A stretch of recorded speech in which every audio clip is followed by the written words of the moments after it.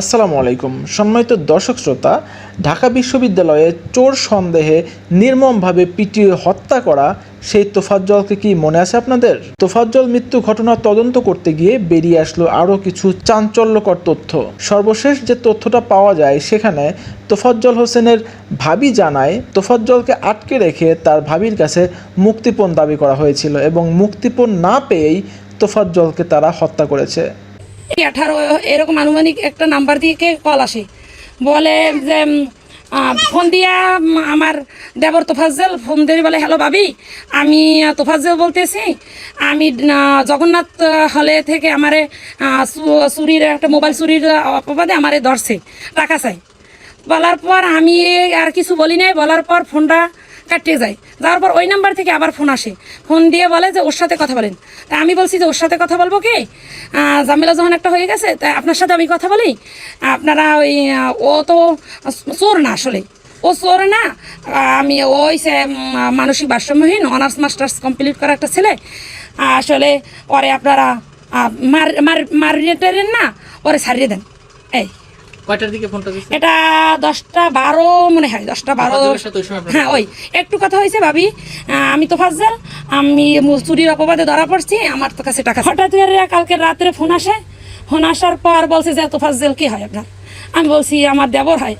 তাই ওনার গার্জিয়ান বলতে আপনি তাদের নাম্বার দেন, আমরা তার সাথে যোগাযোগ করি। আমি বলছি যে আমি অসহায় এক মহিলা, 2টা বাচ্চা লইয়ে বাড়িতে থাকি, অসহায় মা, এই নিয়ে থাকি, আমি কোনো ঝামেলায় যাচ্ছি না। ও কোথায় কী করছে তা তো জানি না, যদি অন্যায় করে থাকে, হ্যাঁ, কোনো অপরাধ করে থাকে, তার লোকজনের আত্মীয় স্বজন আছে তাদের জানান, হ্যাঁ, কিন্তু আমরা ওরা মারেন না, হ্যাঁ, মারার অধিকার কেউ নাই, হ্যাঁ, ওর জগতে কেউ নাই।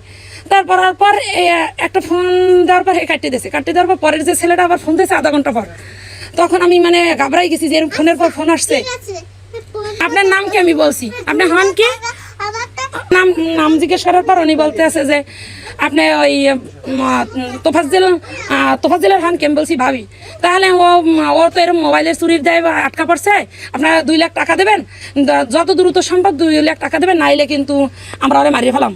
হ্যাঁ, বলার পর আমি বলছি যে ভাই, আমি তো অসহায়, 2টা বাচ্চা লেগে থাকি, আমাদের না জানি, আমি আত্মীয় স্বজনের নাম্বার দিই, তাদের সাথে যোগাযোগ করেন। এই পর্যন্ত হয়েছে।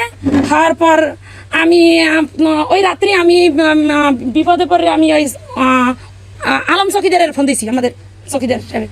ফোন দেওয়ার পর এই নাম্বারটা নিয়েছেও, পরে আরেকজনের ফোন, আমার এক ভাসুর বাদল, হেরে ফোন দিয়েছি। হে বলছে তুমি মহিলা মানুষ, ও তো এরকম মাঝে মাঝে পাগলামি করে, তাই তুমি ফোনটা বন্ধ করে ঘুমাও। আমি ফোনটা বন্ধ করে ঘুমাইছি। সকালে শুনি যে চতুর্দিক দিয়ে ফোন আসছে, আমি যে ফোন খুলছি চতুর্দিক দিয়ে ফোন আসছে যে এরকম যে তোফাজ্জলের পিঠেই মারিয়ে ফেলাইছে। কিন্তু ও চোর না, ও কোনো ডাকাতি করে নাই, ওর মানসিক ভারসাম্যহীন পাগল।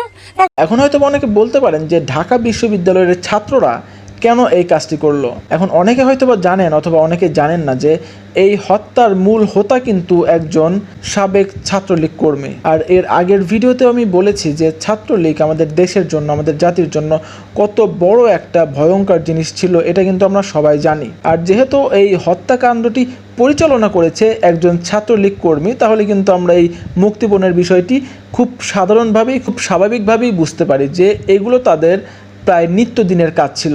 এবং এই বিবৃতিতে তোফাজ্জল হোসেনের ভাবি এটা জানিয়েছেন যে মুক্তিপণ না পেয়েই তার দেবরকে হত্যা করা হয়েছে। যদিও এই হত্যার পিছনে যারা দায়ী সবাইকে আইনের আশ্রয়ে নেওয়া হয়েছে, এখন আমাদের দেখার পালা এদের আসলে কি বিচার হয়। আমরা কিন্তু অনেক পূর্ব থেকেই দেখে আসছি যে এই ধরনের কর্মকাণ্ড যারা করে তাদের কিন্তু আসলে ঠিক বিচারটা হয় না।